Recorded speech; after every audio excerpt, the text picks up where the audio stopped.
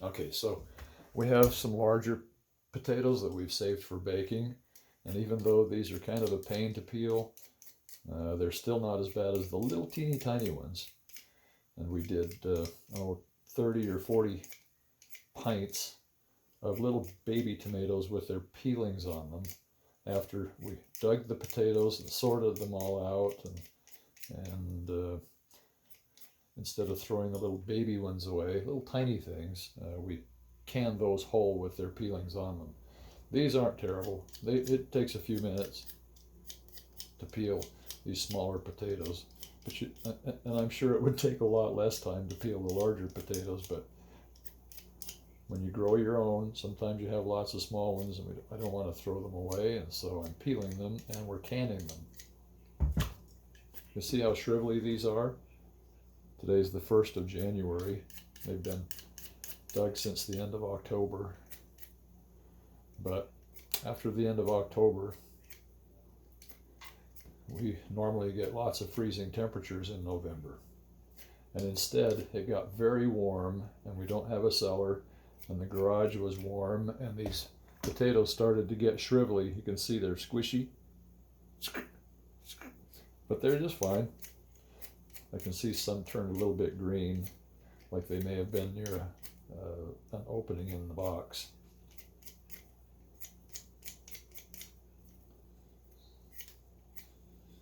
And so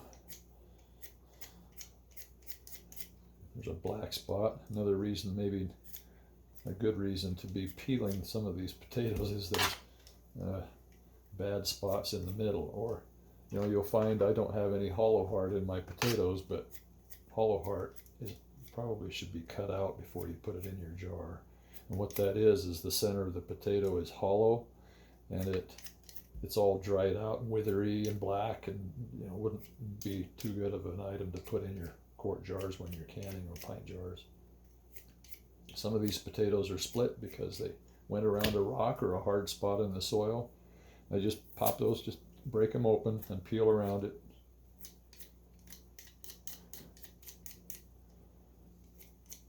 See, I'm putting the peeled potatoes in, open that up, in cold water so they don't turn black.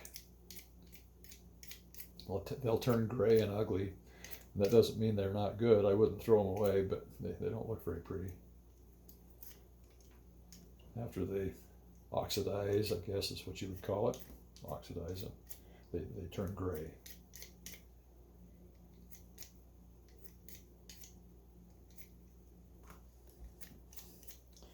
The potatoes have eyes, and so where I just peeled, there's a dark spot. Instead of peeling once, I'll peel again, and that goes away, most of it. Black spots in the jar don't look very good.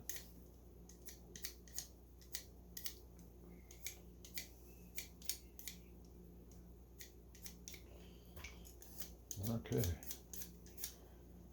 that's a nice potato. Didn't wither too bad. So we'll get all these peeled up. After they're peeled, then we'll dice them. You dice them the size you want.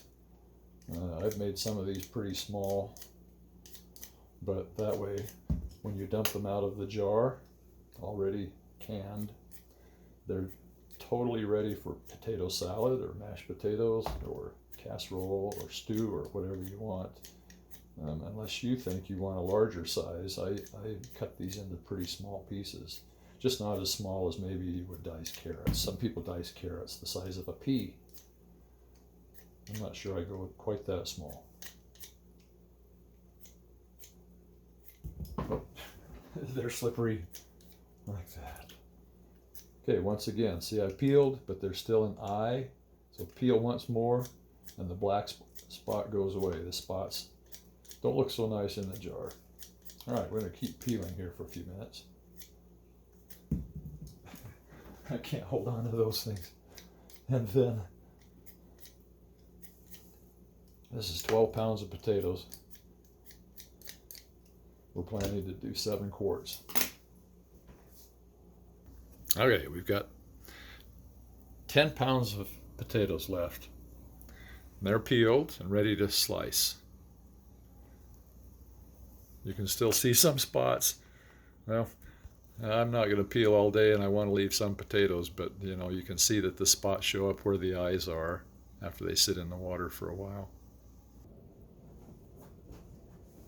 All right, slice these up, put them into cold water.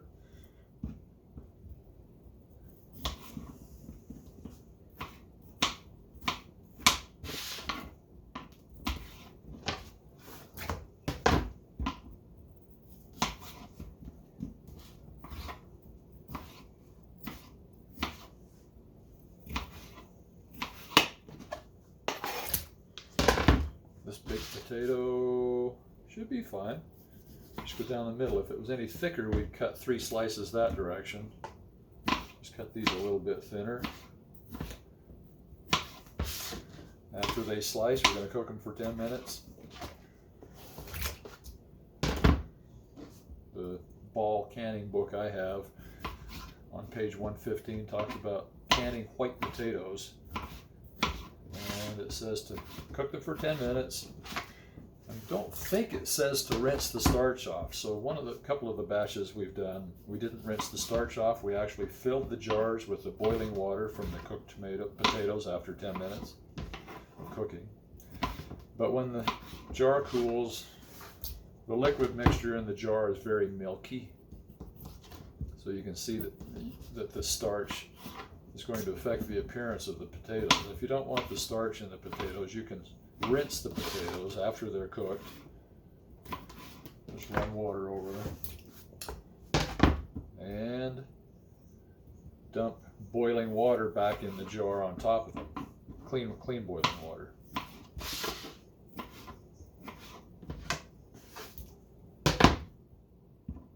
Okay, this process may take a few minutes.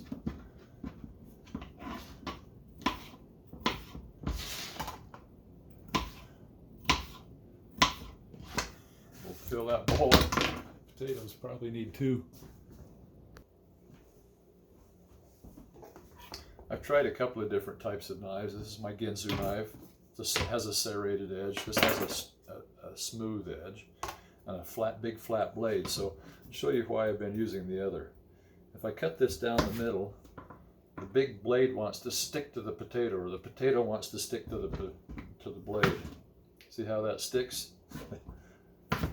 It wants to stick and kind of slows me down having to push the silly potato back. So this one, see how they stick? That's not a problem so much as the other one. If I use this thinner blade and pull it through like that, nothing sticks.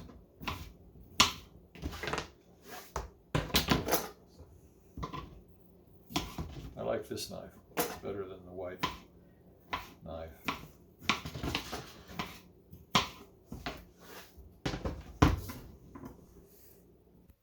Okay, I just finished dicing these potatoes, and we did that while we waited for this other canner of quart potatoes to cool down. We're down to 0 now. I'm going to take this lid off and set it on top of the canner for a minute while we set up to boil these other potatoes.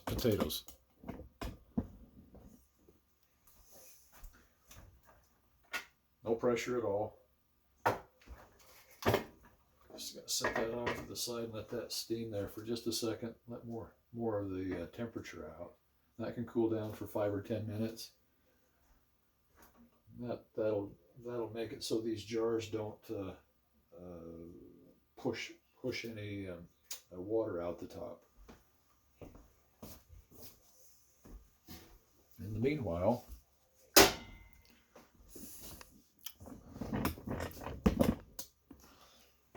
we'll dump all of these in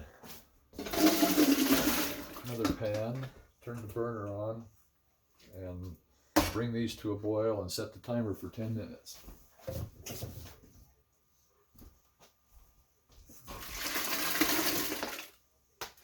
good.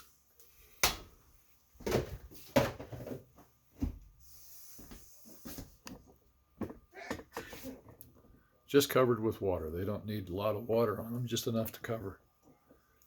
And then if you leave the burner on high, after it comes to a boil, you'll scorch the potatoes on the bottom, so it doesn't hurt to stir them a few times while they're boiling. Otherwise, you'll end up with a bunch of brown potatoes on the bottom. And it doesn't hurt to turn this down. Turn it down, let it boil, but maybe not on high.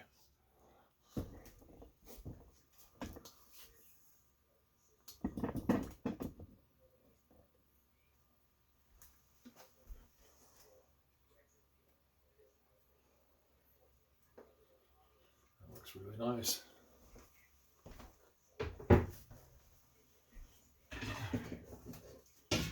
Clean up here.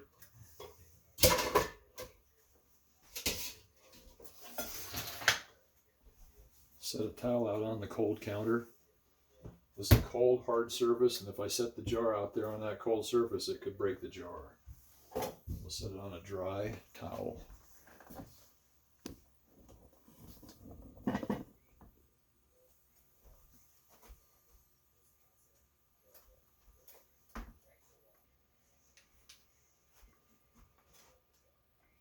There's only about 2.5, 2 inches of water down there around the jar. That looks nice. And the water level is clear up to the top. You don't want to move too quickly or the water will actually push out the lid.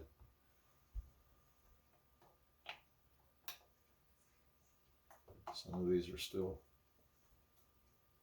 boiling a little bit.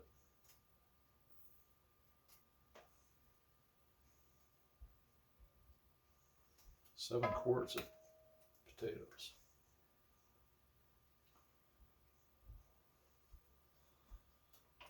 When I started this canner, we had hot water in the jar, and if the water is real hot, boiling water going in the jar before you start the canner and then set the lid on it, you won't bulge the lid.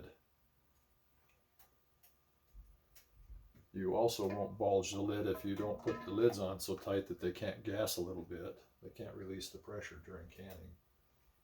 But the easiest way to do it is to make sure that they're filled with boiling water before you start, and then finger tight the lid. You want it too loose, but you don't want it too tight either. Okay. That was cool. Okay, this pot of potatoes is just starting to boil. We're going to set the timer for 10 minutes. Like that. And we leave the lid off because if you put the lid on, this foam won't be able to dissipate and the foam will come clear up and push over the top and make a mess. While I've been waiting, it's taken about 30 minutes for this to start boiling. I've been peeling potatoes. The next batch, I've almost got, let's see, looks like about 8 pounds peeled, 2 or 3 more pounds to go, and this batch will be ready to slice. Okay, so it's boiling really heavily now, and I'm going to turn that down so that it's just barely boiling. And we're going to stir this a couple of times while it's boiling, just so we don't scorch the bottom layer of potatoes.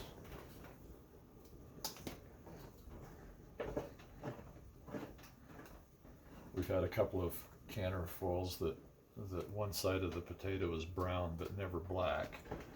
It just scorches them. I mean, it just dries them out there. And to stir them once or twice keeps that from happening. Okay, we're putting a pot of water on to boil to fill the jars with when the potatoes are done boiling. They'll be done here in a couple of minutes. So you see, I'm just doing a slow roll boil. It's not boiling real stiff. And we got a couple of seconds here. The timer's out. Turn the burner off. And we'll set up to fill the jars. Okay, let's put these through a strainer.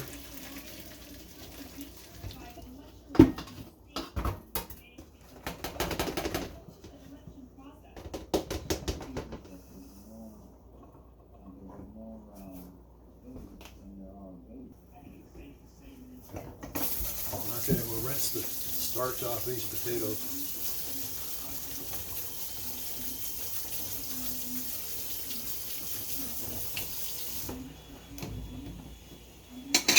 If you'd like to see how done they are, let's take a piece, and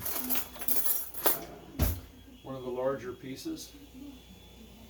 Yeah, it's very done. It's nice and firm. It won't hurt anything to cook them for 10 minutes. You might think they'd be mushy, but they won't be. Okay, now I'm going to sprinkle those into the jar out of the strainer.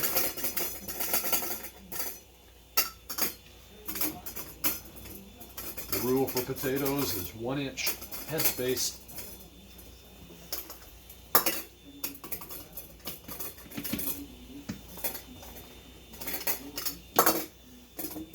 Ooh, those are hot. Okay.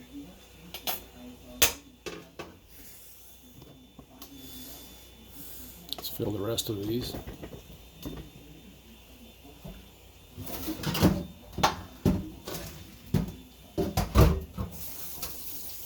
Rinse the starch off of them. Then our liquid in the jar won't be so cloudy when we're done.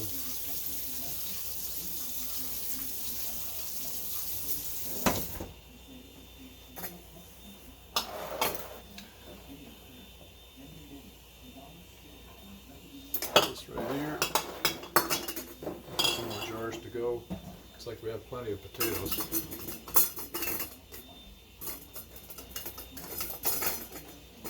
Okay. Another one.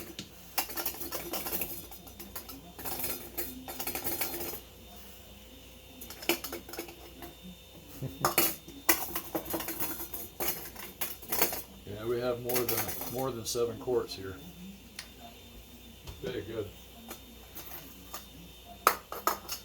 Fill that one. Tamp it down in just a touch.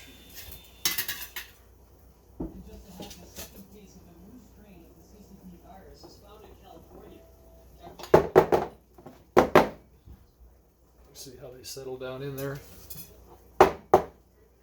Once they're cooked, they'll settle just a touch. Find out more after the break. And then we'll fill it with boiling water. Sure those are settled down in there, not smashed.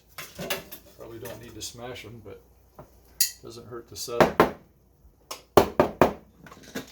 Settle a little bit. Like that.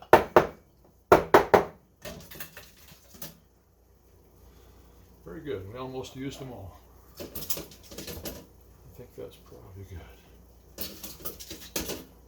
Now, bring the water over.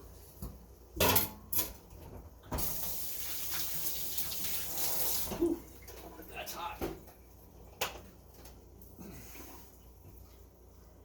water is boiling.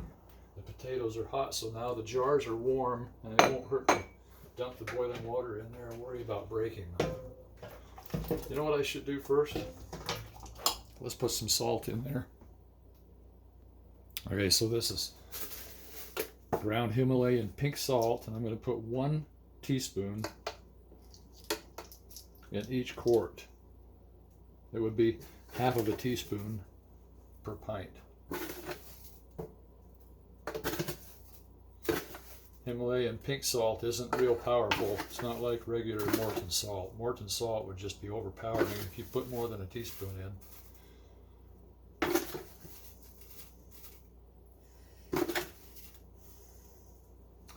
Okay, we're also going to put about 1/4 of a teaspoon of citric acid, just to keep color fresh. It doesn't hurt at all. Sometimes I forget, don't do this, don't have any or whatever. It doesn't really matter if you put citric acid in your potatoes, but I'm going to add that. Citric acid is just vitamin C. We got 1, 2, 3, 4, 5, 6, 7 quarts. Ooh, that's hot water. Then we put the water in, and it'll stir that salt up in there instead of putting it on afterwards.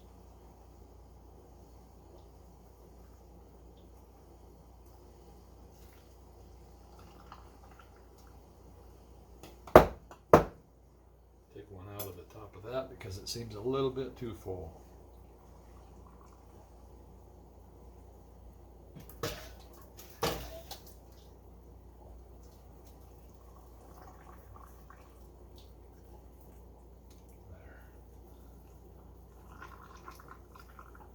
Right up to the bottom of the threads is about an inch. Okay, I can hear my lid starting to boil. Oh, right about there. Okay.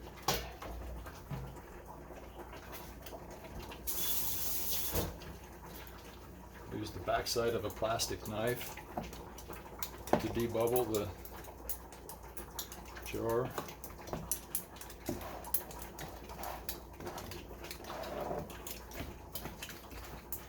Like that.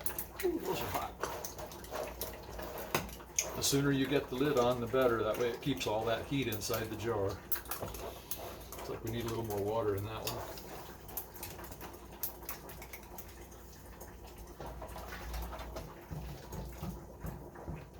Right up to the bottom of the threads.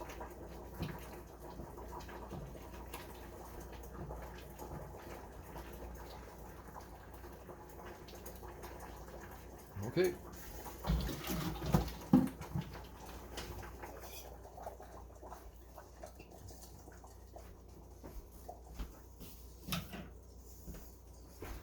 Next we put the lids and the rings on.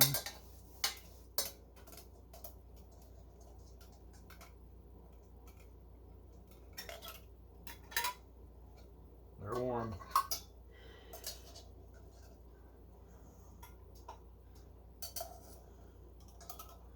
We've always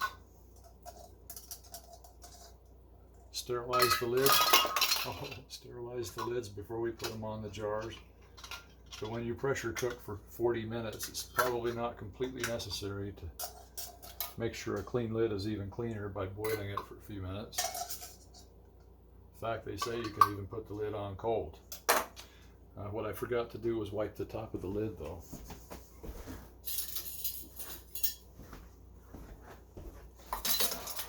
So let's not forget that. I'm going to take these off, rinse them in the water, and take a paper towel and wipe the rim. Let's not forget to do that. I just completely forgot.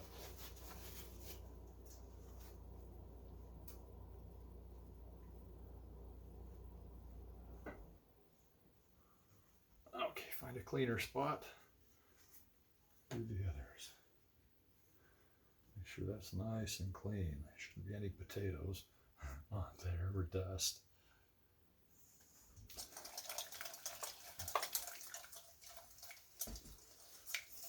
All right, let's put these back up on there. Oh, that's hot.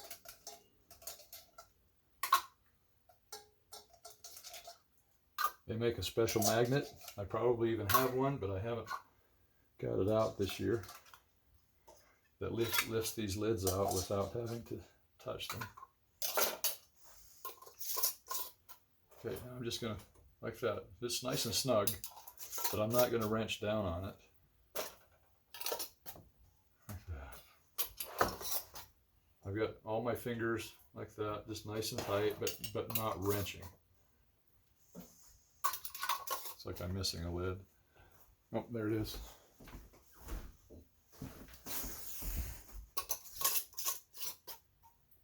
Okay, we'll set these in the canner. You can see there's a little water down in there. I just put some boiling water in there out of the pan I just filled the jars with to make sure all the temperatures are the same so we don't break jars.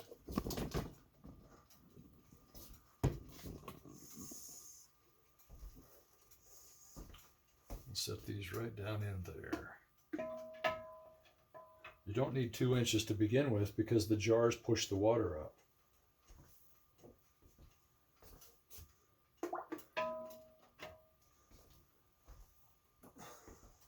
The book says to use 2 inches of water to steam these jars. Okay, so that's a little more than 2 inches. I'm clear up here, so probably 2.5 inches, but that won't hurt anything. If you fill it way up with water, it just takes forever for it to cool down because all of that water now has to cool down. And it takes a long time for it to start steaming. So I could dump a little of this off since I'm a little over 2 inches, but it'll be just fine. I'll put the lid on it. The book suggests that you leave the lid off until the water starts to boil, and I can't imagine what good that does. So I'm going to put the lid on. Let's see. My label is right here. And the mark on the lid lines up to the label just past the lid, just past the handles like that to the left, and then slides into position and locks. And this one has a rubber seal or a fabric seal. And then, if you can see that back in there? There's a pressure release. There's no reason to wait to put the lid on until it boils, because the pressure will release through this pressure release system right here. When the pressure is up high enough, that will bubble and seal, and then the pressure will convert to the Presto style gauge. And of course I can also see it here come up to 10 pounds pressure. Alright, you can hear it heating. We'll go ahead and take a few minutes and bring this up to temperature, up to pressure.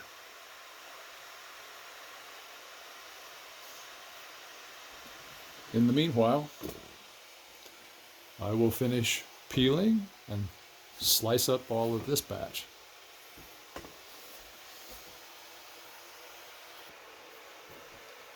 I have 3 potatoes left.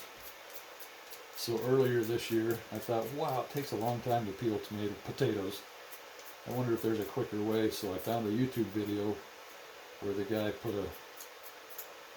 a stiff toilet brush in a bucket of water with a bunch of potatoes and on a drill, and he turned it on, and all of the peelings came right off of the potato. Well, that doesn't work once the skins are cured.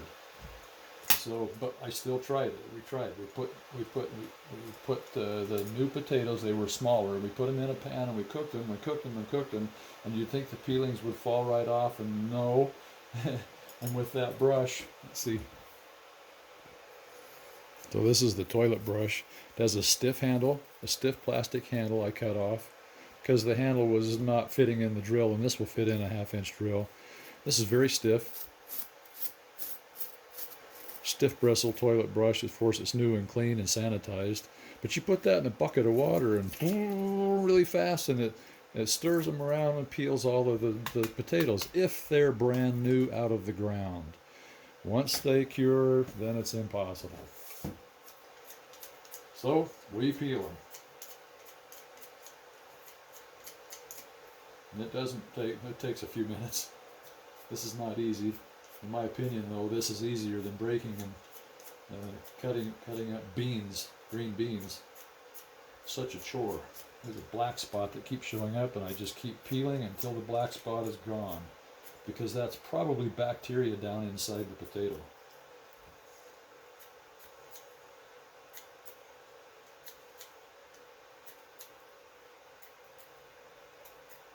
Yeah, I think this process is a lot easier than breaking green beans into 1-inch pieces.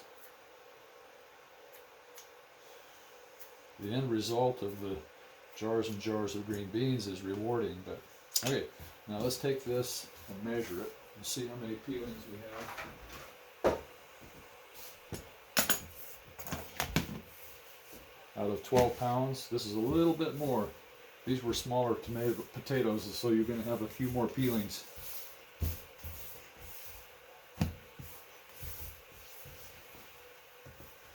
Wasted. Yeah,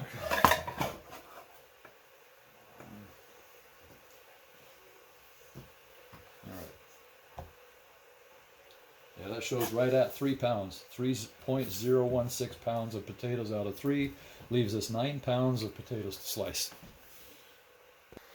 This is the pan that I boiled the potatoes in.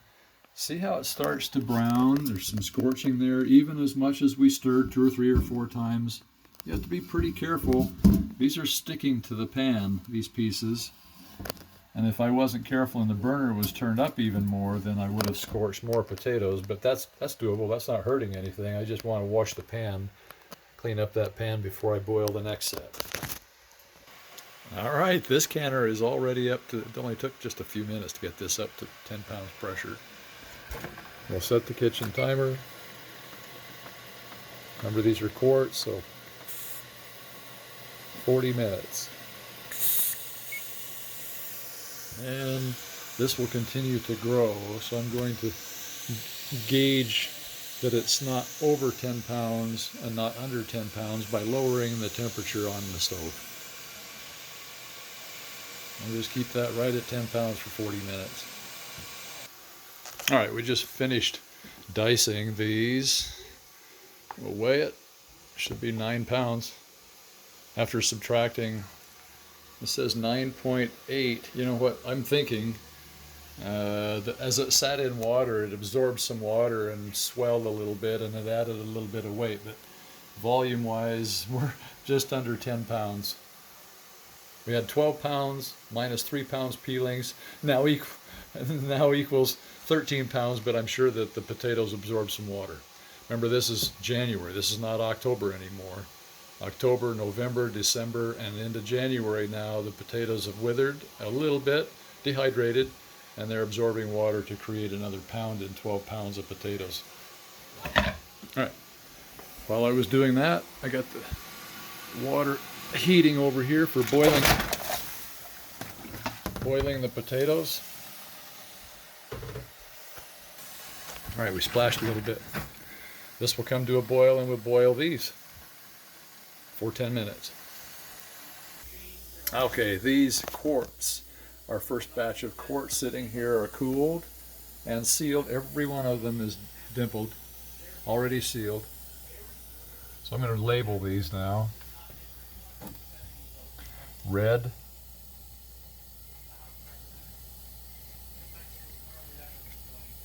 potato, the year 2020.